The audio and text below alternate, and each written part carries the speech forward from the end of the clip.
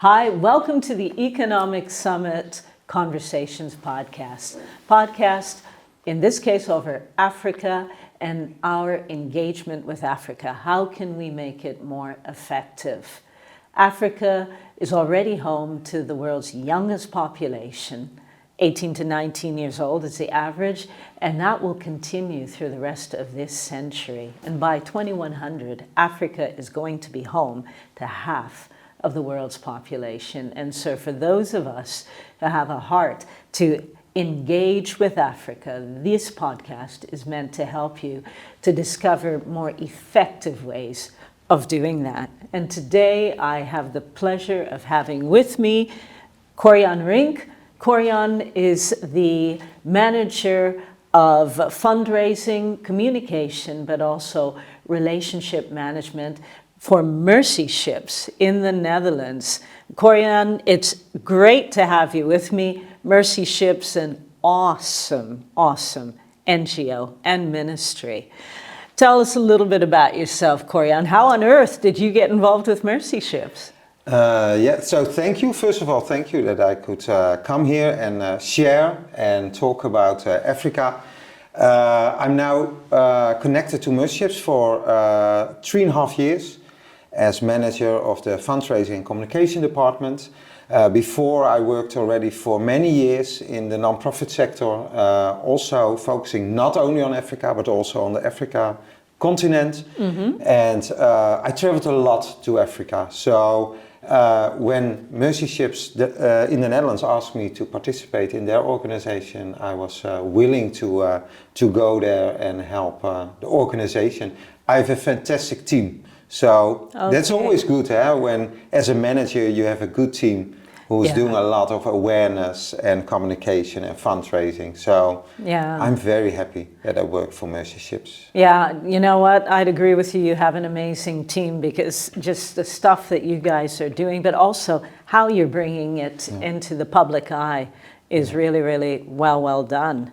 But today, Corjan, we're going to talk about a topic that you're very familiar with more than 22 years now of experience engaging with Africa. Today's conversation is about Africa, but you also lived in the Middle East.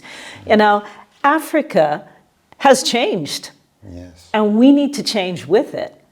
And so can you give us a few examples of how you've seen that change manifest, Corjan? Yeah, there are a lot of examples I can share, but I think it starts with the point we have the opportunity of a lot of information parts and information areas, like we can get the news from social media, we can get the news from websites, we have a lot of media who's also informing us. But I think it starts with the point that we have to realize that it's selective. Mm-hmm. Everything what we are seeing is selective. If it's by social media, if it's by the journalists, because it's only this part of a total continent, country, situation, a culture. So I think when we start this discussion, I think it's important to realize we always talk from a certain vision. I also talk with a certain background. Okay. You also talk with a certain background. So from that vision, we always need to share different backgrounds. And I think that's one of the things that's important when we go deeper into the subject about the continent of Africa and the future of Africa and our vision about Africa. I always say, not only listen to this podcast, but also the other opinions, also the wider perspective to ensure that you have a bigger context about everything that's happening, and especially about the continent of Africa. Yeah, you know, I think that's really important what you said. I noticed, I grew up, for example, in North America. Thankful for that, but I noticed when I was there, I had to search actively for news sources from other areas to get a more balanced picture of what was happening in different regions of the world.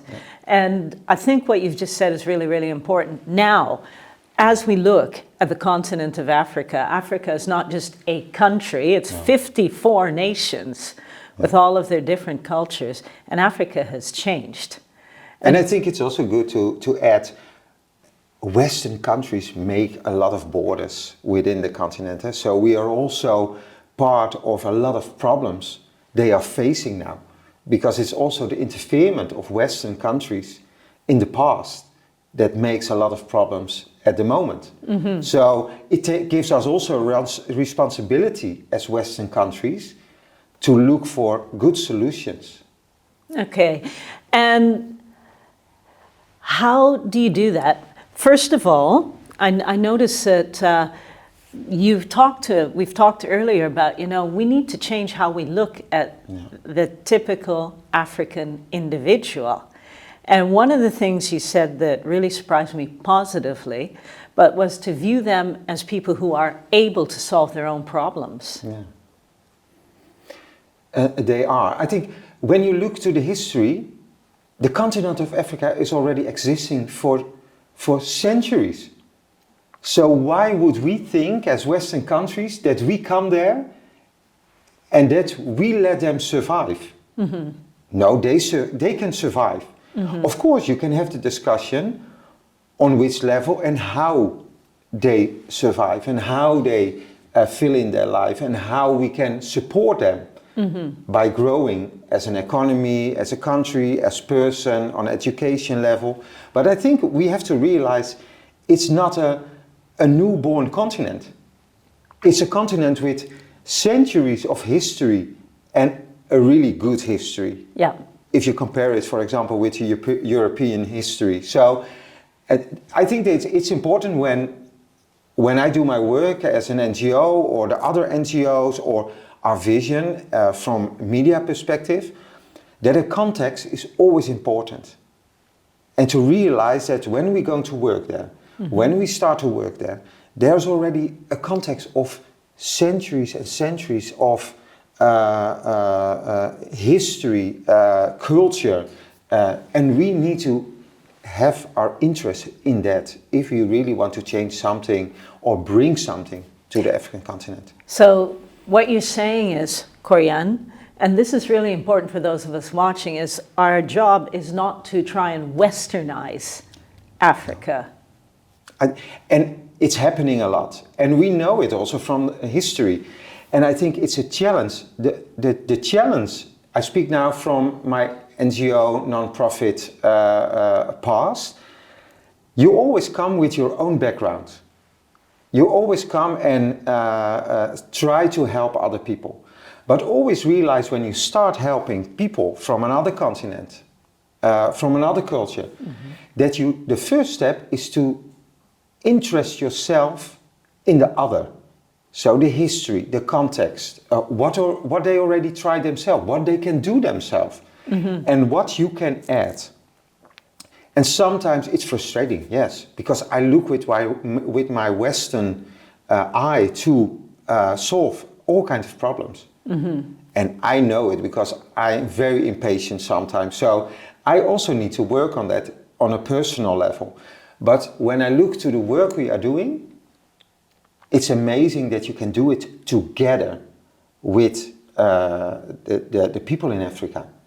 So when we work as mercy ships, we work together with the governments we are going. We already start years before a ship is in the continent. And we start with education, with training, with making a good proposal that both parties and the government and the country and mercy ships are connected on the same level.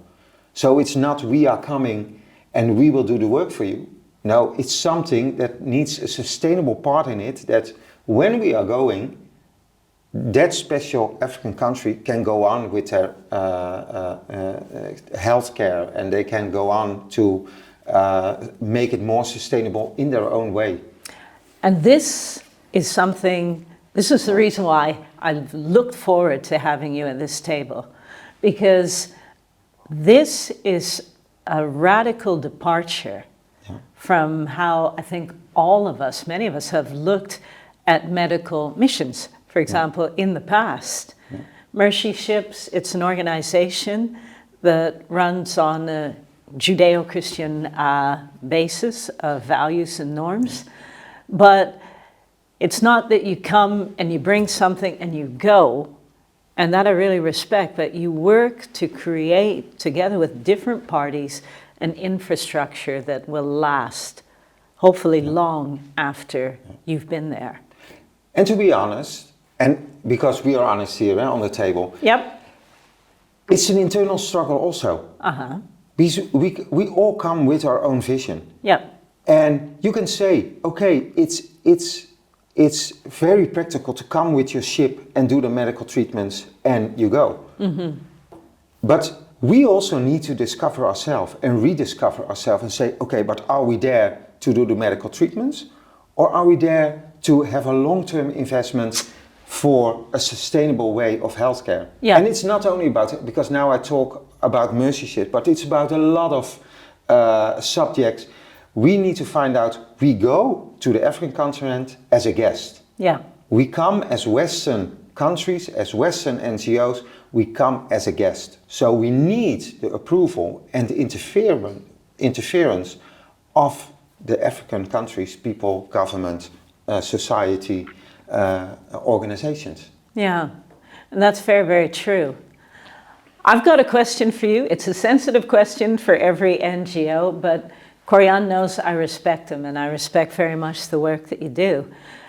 When you changed as Mercy Ships, you know, the focus from just kind of treating the situation, the person in front of you, and to creating an infrastructure, did that have a negative impact on fundraising? The reason why I'm asking that is because it's easier for the short term, you know, if you can show thousands of pictures of all of the people that you've helped, and you guys help a lot of people, okay, so you're still doing that, but it's easier to maximize that as a KPI instead of looking at the long term and laying infrastructure. That is possibly less, maybe I'm wrong, but it could be possibly less appealing to donors, but is much more beneficial for the countries and the people in those countries that you visit. How have you experienced that within Mercy Ships, and how have you educated the public to think differently now? I think, thank you for the question, because I like critical questions. Okay. Because it also keeps us sharp as NGOs, but also working together with all kinds of people from all different cultures. Yeah. I think there are two things that's important. One is that we have to understand we have a responsibility, because our marketing, our communication, our awareness is also influencing the vision of Western people. When you go to Google and you enter Africa, the first pictures you get, the most pictures you get from NGOs with poor people in Africa. I traveled for 22 years to African countries, and I traveled through organizations. So we saw a lot of poverty. But the most I saw of people was that they were very open. They were smiling. They were open to receive us. It's a totally different picture I got than what I see when I'm on Google. So that's what when I started, I said, we need to be aware that everything we get, it's only this part of the total picture. Especially when we talk about Africa, because the continent of Africa is most of the time a kind of fundraising darling. Yes. We can make it. We can make it a poverty continent, so we can raise our funds. And I say it as a fundraiser, so and a marketing man. But we need to be more clear, especially when. That's why I love also the summits. They realize us that the future. In the future, Africa is so important, also for Europe, also for America, because the population is growing, a young population. They are very creative, they are strong. So we need to learn much more from them, then I think in the future that's what we can bring to the continent of Africa. Yeah. I don't know for sure, but I think, and we need to find the ways to really work together and connect together instead of thinking we have the best vision, so we bring it to Africa. I love that. And Corjan and I, we love to just, together, just to be able to look critically at things, because it's only when we start to do that we're able to reevaluate what and how we are doing. I was recently at a celebration, a meeting, a symposium that you organized as Mercy Ships Netherlands.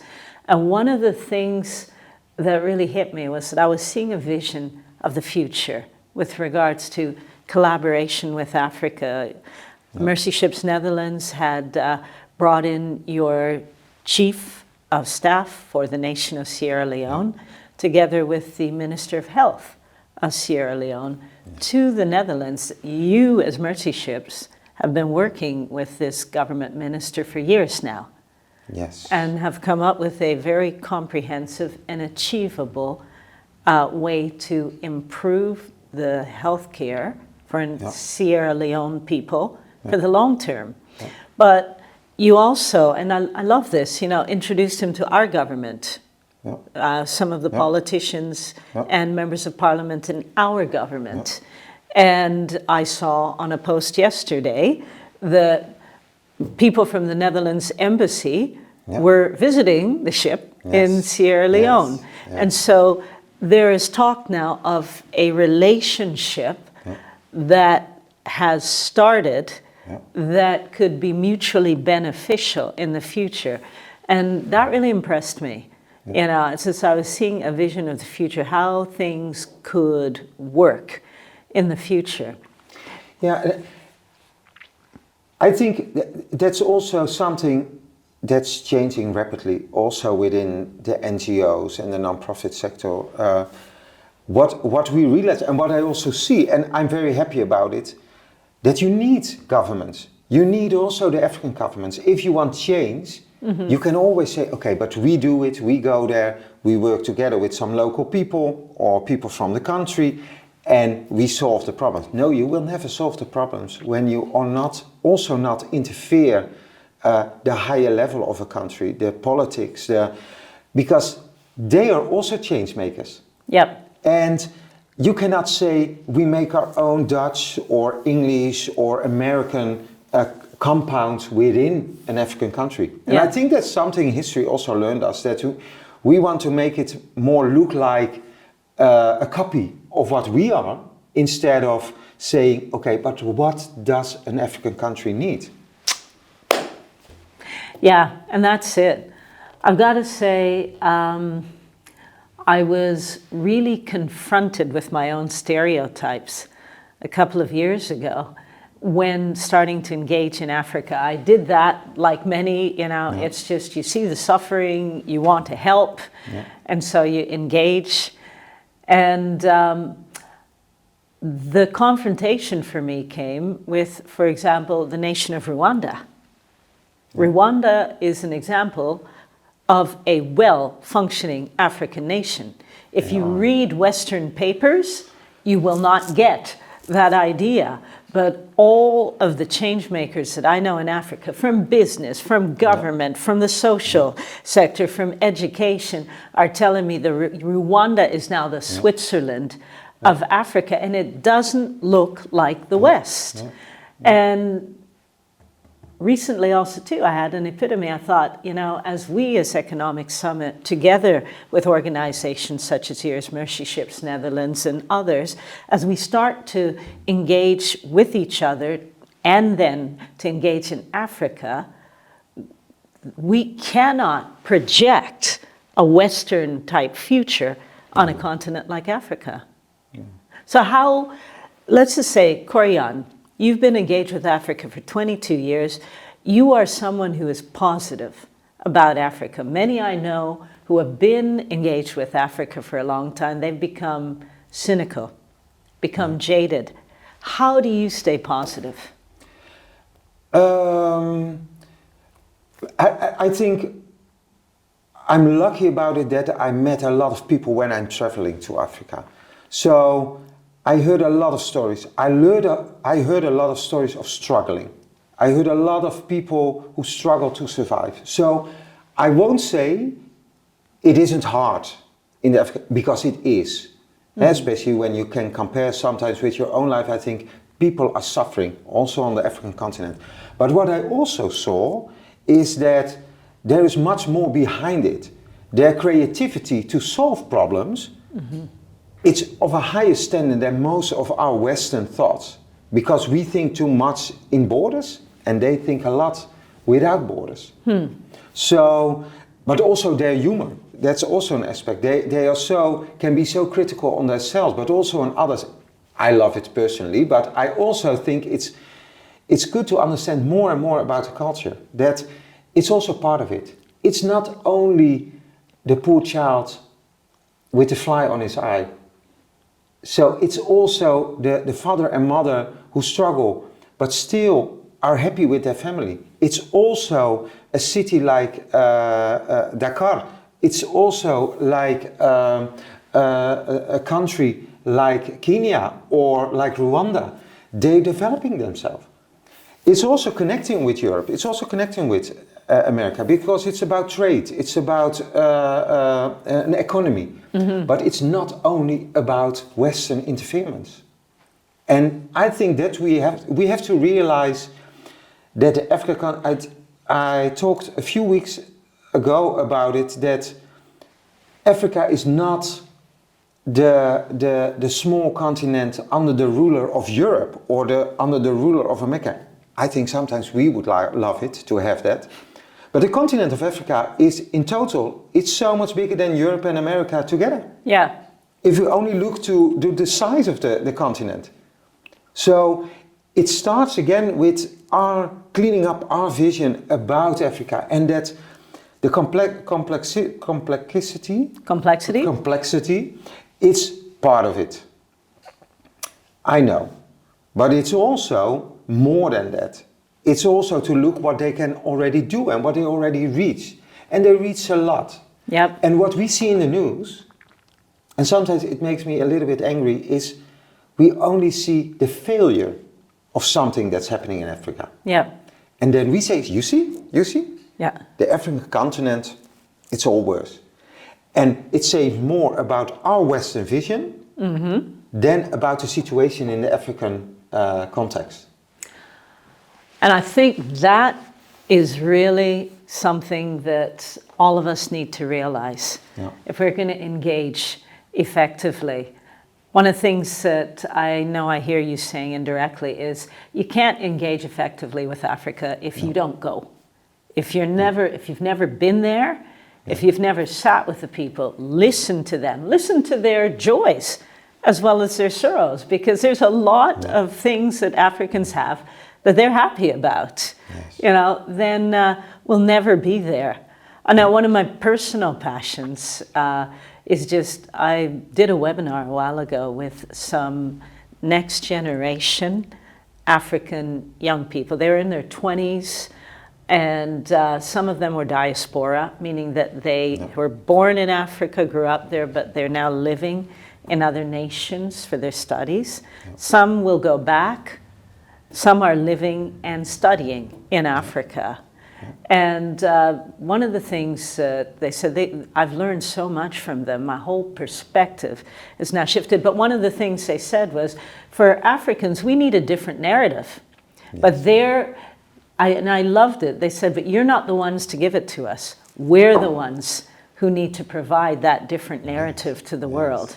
And so my job will be to help them to get the stuff they need with regards to skills for media, etc., among other things, so that they can start to tell that narrative.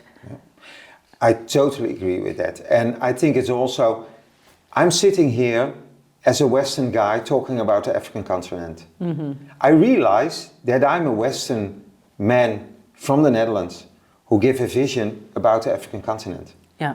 It's with experience, but it's still my Western way of looking. And so I think what we now see, and where I'm very happy about, is that you also let the African people interfere in making policy, in making the new plans, in making the future. And that's why I like it what you just said. We need to ask them. They have a voice. Yes, so absolutely. I hope in the coming years, and I hope also this kind of discussions and everything the summits are also doing, and the Africa agenda, what the European Union have, will change also a lot, that we need to give them a place on the table, because it's their continent, it's their country.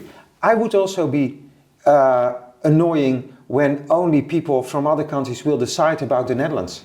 Yep. So that's the whole starting point. Absolutely. Why I should always talk about changing on the African continent, the African countries, the African people, while when Europe comes to say to the Netherlands, okay, that's wrong how you do it, then we in the Netherlands, because it's too much, because don't interfere with our national problems. And I think that's what we also have to realize when we go to Africa.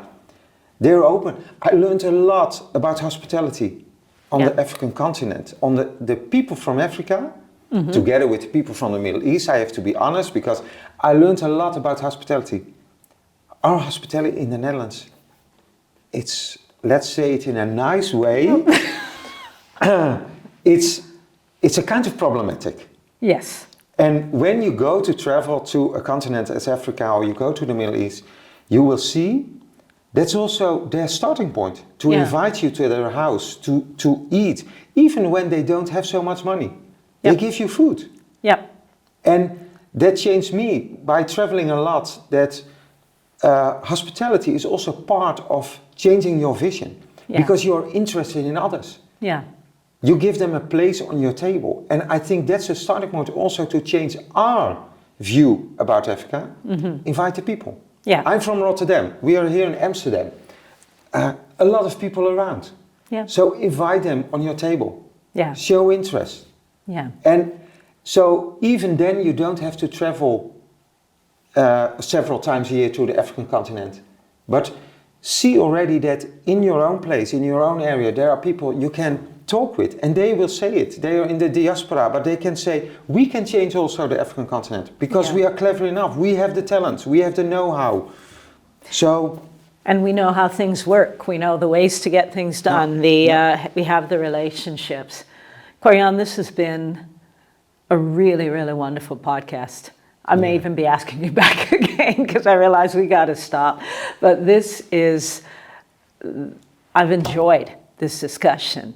Yeah. But I think if we sum up, give me one, well, you've already given one key thing, but give me just a thought that you'd like to leave with every representative from an NGO or foundation who's watching this about Africa.